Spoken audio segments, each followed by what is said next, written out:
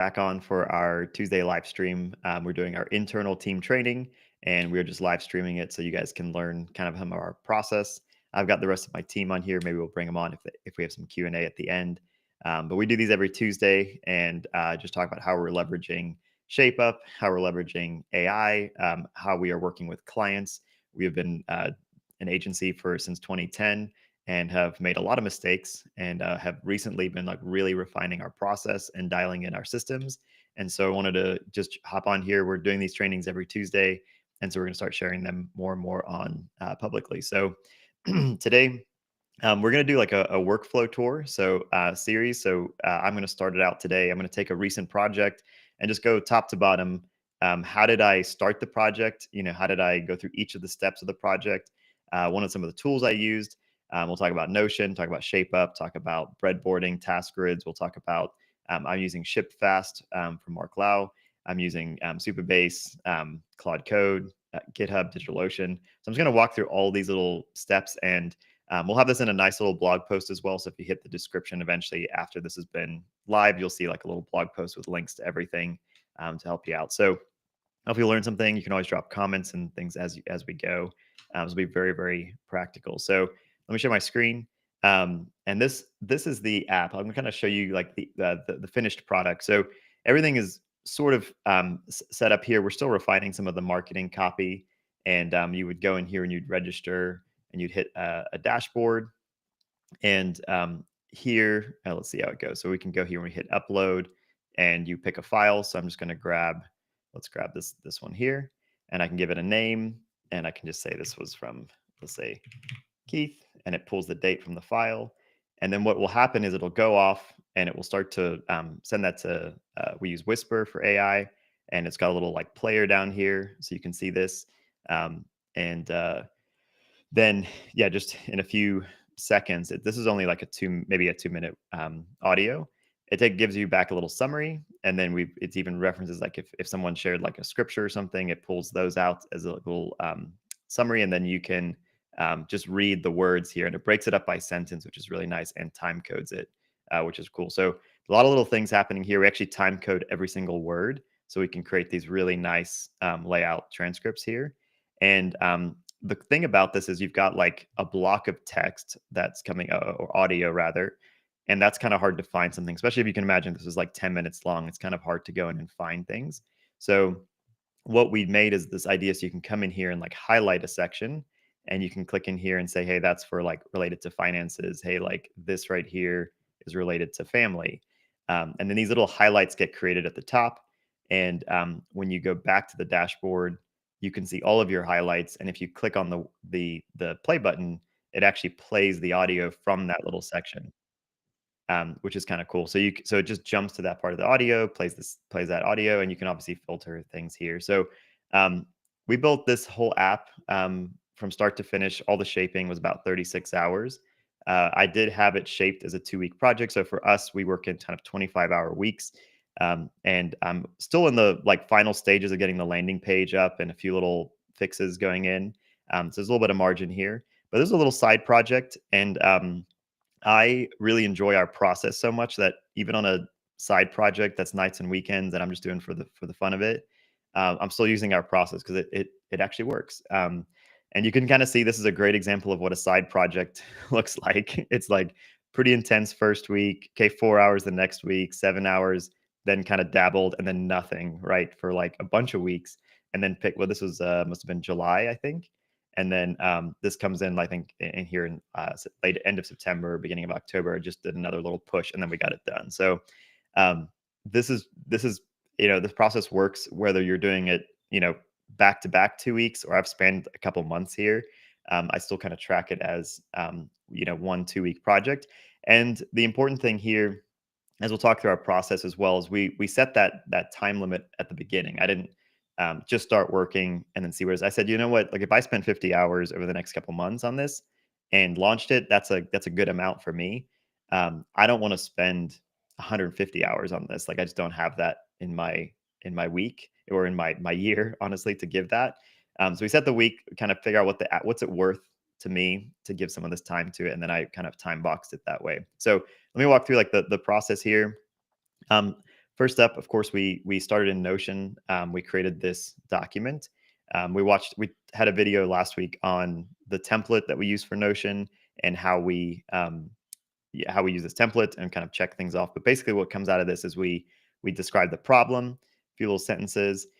So in like the prophetic faith Christian world, like people get these little audio recordings, or people give like verbal encouragement, or give what we call like a prophetic word. It's just like something they feel like the Lord is telling them for this other person.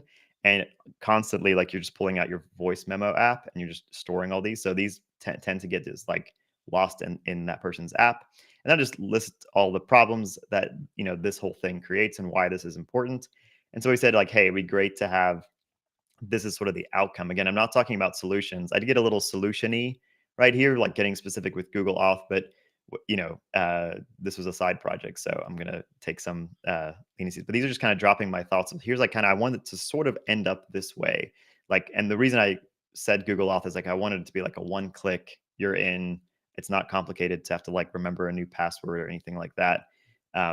Things are transcribed with AI, and I said it'd be cool if we could create some sort of meaningful phrases to pull these things out, like these different tags.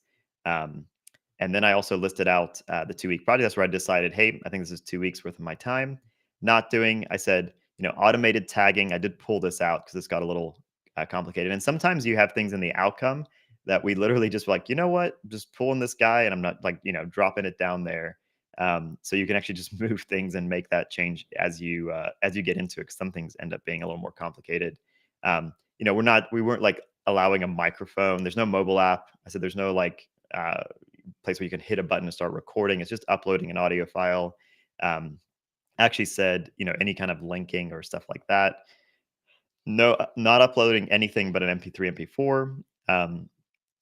There's no analytics. So I just kind of listed out things just to kind of cut away at what this project was. So with that, it's keeping really crisp.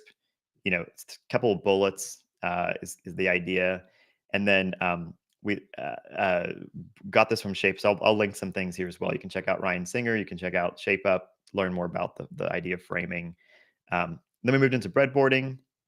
So very simple system. It's just like there's a thing that's orange, and that thing has other things inside of it. And when you want to break something out, you just take the navigation and you break it out into a new thing, and that has things inside of that. And so when you click Get Started, you can kind of see the flow here. Like we're going to be login. We have a magic link, Google Auth. When you log in, you're going to see just a bunch of words. And if it's a paid user, unpaid, I did get all the billing and everything set up with this, and I'll show you how I did that here in a second. But let me back up for just a second because I should have started with this. This is really key because you can see in 36 hours, I basically created an entire product that I could sell and make money from using this process. And so if you have an idea for something, you want to put a couple weeks towards it. This is actually a sellable project. Like you can go put your credit card in here, it bills it, gives me money. This is like a sellable tool. So this is important because a lot of times you have ideas for things and we're like, oh, one day I'll sell this. Like this actually is including all the billing and the business side of it as well. So let me just jump back because that's important. So you're not like, it's kind of a full way to test it. That's probably a whole nother video on like launching little mini projects. But anyway, so unpaid user, we're like prompting to upgrade to premium. And here's where you can see some like shortcuts because I was like upgrade to premium and that just like doesn't go anywhere. So there's some missing pieces as I was kind of building and coming back and forth. But what was really funny about this process is every time I got stuck in the app and things felt weird and awkward, I would kind of go in this little loop and I was like, I'd eventually like reach for this tool of breadboarding again. Like we had this weird flow where you would, when you were in the audio here, you could see, let me go back to the app. When I clicked upload, it goes right to the file. Oh, you can't really see that, but pops up my Finder window. I choose the file, and then this thing comes up. So for some reason, because I'm leveraging some AI tools to build this, I would click upload and it would open this pop-up with a little button that says choose file. This is like a very simple thing, but it's just like you click upload audio and then you would land on a new screen where it's asking for a title, it's asking for a speaker, and asking for date recorded. And like for some users, they're just not going to know what to do with that. And what actually happens is when you give it the audio, it creates the title from the file name, it creates the date recorded from when it was recorded. So just by coming back to some breadboarding, I drew out again, you kind of draw like, okay, here's what it is right now. And as I'm just the act of me drawing out what it was today, I immediately said, why on earth am I like putting this modal before the file picker? So like you'd hit upload file, and then it would bring up this modal, and then you'd have to hit upload again, select the file, and you come back to the modal, and then you would fill out some stuff and then hit submit. So it's a small change, but it's this is what makes the app feel very fast. Is that I hit upload and I'm immediately choosing a file from my computer, which was much faster. Then after I've got the file, I then would see the modal and then all the fields would be filled out. So simple little UX flow, but these things, it's a great example of how you don't want to trust the AI to build like, because the first draft of this, I was like, this is pretty cool. It actually works. The file gets uploaded. I'm pretty happy with this. And the more I use it, it just felt off. And so I came back, I breadboarded what it was, and then I started moving things around. I did take some shortcuts, and I actually like I just when I get stuck, you reach for some paper as well. So this is actually me drawing the exact flow out on some paper, and just getting really just I was like, why is it, this to this, and I started to see it, and then I came back and pulled it into Fig Jam here and figured it out. And then the same thing of here is like there's some logic where you would when you were finished doing this, you would hit save, and then you would just be staring at the dashboard, and then over here it would say processing on the left, and it was just a weird flow because it didn't look like it did anything unless you saw the little processing animation over there. And so same thing, I said, hey, let's just take them right into the page, and then have a processing screen there so it feels like something changed. And because it only took about 10 to 15 seconds most of the time to transcribe it. And then when it was ready, we could actually see that, and then you would see the sidebar and everything. So just much more improved user flow just by drawing a bunch of rectangles here and kind of seeing it. And you're like, well, it kind of becomes obvious. Like when you draw it out in this much detail, um, and I would say this much detail is kind of it's kind to me it's like the right amount of detail to get to fix user flow stuff. It's not a wireframe, which is important. So okay, let's get back onto it. So breadboarding, kind of talked through all this. There's some more resources on that shape up, and then here we went into like a task grid. So even on a personal project, it's very helpful to do a grid like this, where you've just got sections of the app that we knew had. So like authentication, had to do some setup stuff. There's setting up the transcription piece, the whole flow for the audio upload, transcript details of actually looking at the transcript, and then saving what we called snippets or highlights. Then there's still the landing page. So this piece is still being worked on. And there's just little things as you get through. I was like, oh man, I gotta write a privacy policy. I need to get the copy approved, and there's some mock-ups that have to be exported. So I'm in the final kind of 10 hours of wrapping this thing up. So and then billing had its own flow here of how I wanted it to work, where you would be able to upload a few uploads as a trial, and then it would prompt you after three to then upgrade to a premium. That was kind of the flow I came up with. And then I just stuck this thing here. We use this little tilde nomenclature to show things that we'll do one day. So you put this in front of that, means it's kind of like a nice to have if we have time for it. It's like, hey, maybe, like I think of it like a maybe, like maybe we'll do this. Like, and so I threw in a bunch of little things here. Like initially I was like, I'm going to use storage for files. I'm going to use I want to be able to upload a photo and have it like pull all the text out of the photo. All cool ideas. I just shoved it like to the future, and that way I kept my scope. And then if I ever want to do another part two to this, but from like a business product launch thing, if you guys are launching side projects, which I hope you all are experimenting with projects, um, this is very helpful because I have to keep that same 50-hour time box limit, because this is where these projects could just sit there for months and months because you just kind of keep adding as you see stuff, and you haven't actually made any money on it. You haven't actually validated the core idea yet. So you want to get it to where people can start paying you as fast as possible in the app. If the thing you're solving here, which is like, oh, I've got a problem, I've got all these audio files, and I need a way to kind of search them nicely in some sort of dashboard, that's sort of the problem we're solving.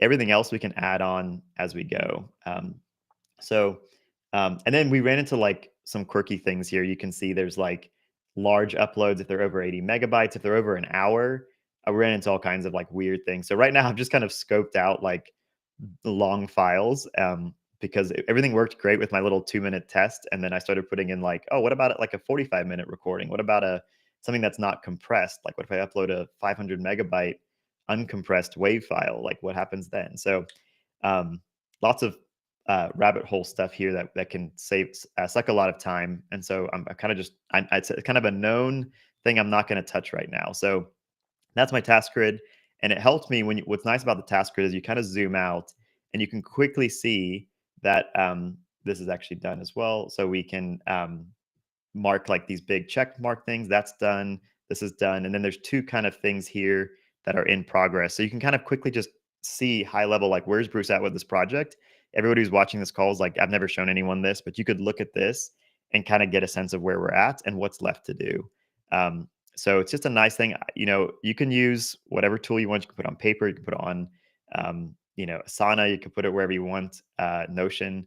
To me, I have not found a thing that fits my style here because it's just enough detail where sure I could have a lot of notes and things about each one of these, and so that's where it kind of breaks down. But for me doing a personal project where I'm the only developer on this, I'm the only one decision maker. It was just enough to like note things that for my own to keep things fresh. So that worked well. So couple rules on this: just make sure you're using like um, a verb title or starting with a verb like fix, or create Google Auth, sign in. Try not to avoid like whole feature sets that are just like a bullet point. Try to break those into like simple action verbs. So when you sit down, you can just start doing that. Okay, next, something I used here, which I highly recommend, is Mark Lau, which you should all be following. I think he's down here. This guy, he's on X, kind of one of the main guys in the sort of indie hacker space. And so he has the template, which has Tailwind, it has Next.js, it has Stripe hooked up, it has Supabase hooked up, it has all the auth for Supabase. So when you open this project for the first time, you already have like kind of a dashboard, a landing page. It's pretty awesome. Um, and so I bought this. You can use it for as many projects as you want, but highly recommend it. I mean, totally worth a couple $100 because it saved me, I would say, 20 hours maybe of stuff. And so he just ships a ton of these little features.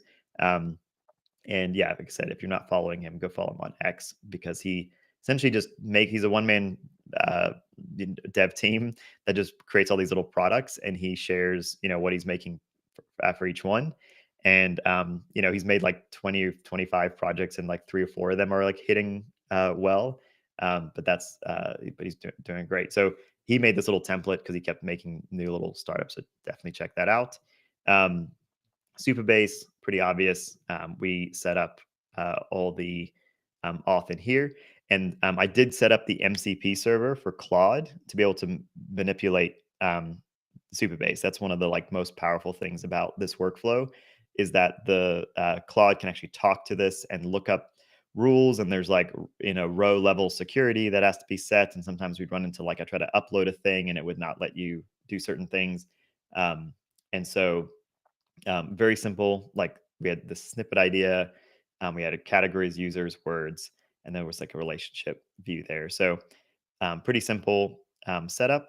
And then what else did we do here? Yeah, we do have Google Auth. So when you're signing in, um, very simple. Sign up with Google. It's one click. This was very quick to get set up. Um, didn't have any issues with this. And you can see here when I start a new account, um, you get these 3 free uploads, and then it actually does prompt you to go to do that. Well, there's a great example. I think this is because I have like 7 Bruce Van Zales in there. But click upgrade premium. You're in the Stripe checkout flow. That comes back, upgrades the user account, all that. So it's working pretty well where people can actually put a real credit card in. Um, there we go. And then the Claude Code piece. Uh, I won't get into this because this could be a whole few hours on its own. But let me see here. Let's see. So I'll just show you quick my flow there. You can see it. Um, I have like a little instructions. So I put all my dev notes in here, and you can see this kind of breakdown of all the details, and just kind of some of the things that it works. I have it make notes about things as I go along. Some of the features had like a project requirement doc. I think the very first one I started, I did create this just to get that first version going to where it would have like specific things of what fields we wanted in the tables, and this got me kind of started. Um, and the hardest thing, I think we just had something simple where you'd hit upload and then it would to give audio, and then it would basically send it to Whisper, transcribe it, and come back. That was like the first maybe block or like work session, was getting it to do that. I think everything else has been kind of putting a workflow around those pieces. So very simple. I don't know if there's anything specific to show in here other than I've got the MCP stuff set up. I do use my workflow when I'm in here, is actually to pull um, Claude into the side here. And you do in VS Code, I switch back to VS Code, you can push this. And there's this whole thing. I'm not sold on it just yet, but it's kind of like a prettier UI of Claude Code. Uh, and they're trying to be a little bit more like Cursor. But now I'm like, I always used Cursor this way, and then I've been using the terminal so much lately that it actually feels weird to use this. So I typically have this, and then I have my terminal runner here where I can run the app and see my error messages. And then I always use Shift Tab, and I put it into plan mode. We chat, we figure out all the things about it, and then I just go into like auto approve once I've got the plan kind of built out, and we just work incrementally on these features. And then I would go, that'd be my whole flow. So let me replace this back with this guy. Um, and so we'd execute it. Yeah, I'd highly recommend that. There's some other resources I'll link to. And then the key thing here when you're working with AI is to like push what I call like stable features. So I would work for a session. I'd kind of get it to a point where like, okay, I feel good about this feature. Then I would, what I did is I committed little pieces of it to locally, and then I actually pushed that up to the main branch when I felt good about it. And I would make a note in my commit messages like, okay, hey, we're right here. We're at it. Like I put a little emoji. Hey, we're at a stable release right here. Then I would be able to remember that because, for example, the whole rabbit hole with the upload, I spent about 2 or 3 hour session, and we totally overhauled and refactored the entire upload piece. And it like kind of worked, and it got way worse. And we just went into the spiral of 2 or 3 hours of pretty much wasted time. And I got to the end of that session. I was like, is this something I'm going to like commit, or did I like the version before I started all this? And I was like, you know what? I actually think the version before all this was more stable.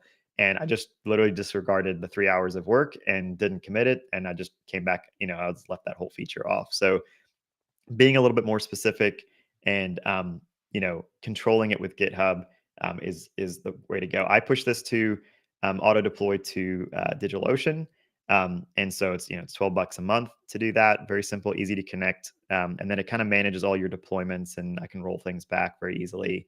Uh, we use this for all of our projects, so I'm pretty happy with it. And that's pretty much it. That's the whole workflow. I was going to start adding a section 8 here, which was just something that I use to when we're doing these apps. If you're making any kind of app, like just be quick to share where you're at with with your progress and stuff. So jump on X. Will show you this here, where I went made a little video. I used Screen.studio, a little app to record this, and I made a little video that was very early stages, just kind of showing the process of it, and how everything connects. And I kind of talked about the problem. And so just be quick to share things. You see, we got like 9 comments here. People are asking if they could test it out. And I had actually shared something about 2 years ago about this. So I already had a couple people that were interested. So just be quick to share. As soon as you got a version, share stuff on X, share stuff on Facebook, wherever your friends are, where that audience is going to be. And that's a great flow. So I want to show you one other thing we did do for this. And we did have some design help with this to get some initial mock-ups. And I'll just say the UI is absolutely beautiful. I made the mistake of like hiring a designer, and I'm not going to tag who helped us with this, but like the problem when you just go straight to UI stuff, it's just a reference point. So we have like a whole file here where you can go in and like look at all the cool designs. And first off, we like started the whole thing thinking we were going to do a mobile app only. So just right off the bat, it's like kind of unusable. And so what ends up happening, you can kind of see. So what the way I did design is like designer's worst nightmare is I literally like had the Figma file open and every now and again I'd glance at it. Right? It's like a suggestion. Um, and so you can kind of see we did eventually like, and then when we talked about making like a web app, um, we um, there's some miscommunication between me and the designer, and they thought we were making a web, um, uh, like an app. So not a web app, but like a desk. I said, hey, let's need to do desktop, and they thought desktop app. And so there's actually, I was like, oh, that's not a big deal. It's kind of still got a sidebar, still got some things here. It's actually very different. Like this is quite different than how a web app would look versus an application. So we kind of went off, but you can see like the highlighting thing and like the idea of having like some sort of play button at the bottom is there. Mine actually ended up being a little cooler because I added the waveforms and I made it more colorful. And so these things sort of evolved as to what actually happened. And there's a bunch of screens here that just never got designed. Mainly the whole mobile app got put on pause. And then there was all kinds of UIs for like settings and like making new like tagging new categories and stuff. So none of that got used. Really simplified it all. And then we did at one point like do a quick redesign, and so I started pulling things in and sort of taking screenshots of what I had, and I would just use this to quickly like mock up quick ideas because I was having trouble with some of the UI stuff. But there's not like there's these beautifully created designs here, and then these designs got pixel perfect match to like what happened. It was not that at all. If anything, it was a little bit of hey, conceptually, like here's what an app could look like, kind of got me inspired. And then we didn't use any of this. I would not have done this. This was not worth the money to do this. This was not the thing holding me back. And for most people who are like, oh, I needed the designer because I'm only a developer. Like, no, like your Claude designer is going to be get it to where it's usable. It's not going to be like winning design awards, but it is going to be usable and make it user friendly. Um, and it's definitely good enough to get going. And then it's better to have, I'll say this, it's better to have like a well thought out breadboarded app than to have like a beautiful UI that's getting, hundreds of thousands of impressions. Because ironically, like our designer who's great, very talented. Like I couldn't design what he did myself, but they did get like hundreds of thousands of impressions on X, and they shared our designs. And like those designs didn't actually physically work with the flow. Like it was beautiful. Like, and that's just a great example of how like it was extremely popular on social media. But when it came to like actually using the app, like it didn't actually work for the flow and for the type of app we were trying to build. So there's kind of like it was like the concept car where like you put out a concept car, and no, that concept car never gets built, but it's cool because it like stretches you and it kind of gets you thinking a certain way about the concept. And then we went and actually built the real thing. So um, let's just get off my soapbox about designers and stuff, because I know a lot of people, if you go on X, the designers are the ones that get all the like excitement on X, is so visual. So rather have something work and be fun and easy to use that people pay for. That's actually what's gonna make a successful project. So that's my whole workflow. And we'll pause for a second. I'll just see. I don't know if our team has questions. You can drop them in there. I can bring you guys on, or we can go ahead and end this. Um, I'll give you guys everybody good. Yeah. Okay. Sweet. So that's it. If you guys got questions, if you are interested in learning more, go check out our channel and our website. We got more content resources. And if you're interested in working with us, hit the link. There's in the description. We have a link to apply if you guys want to join our team and help us build cool things using ShapeUp, using AI, and just building some and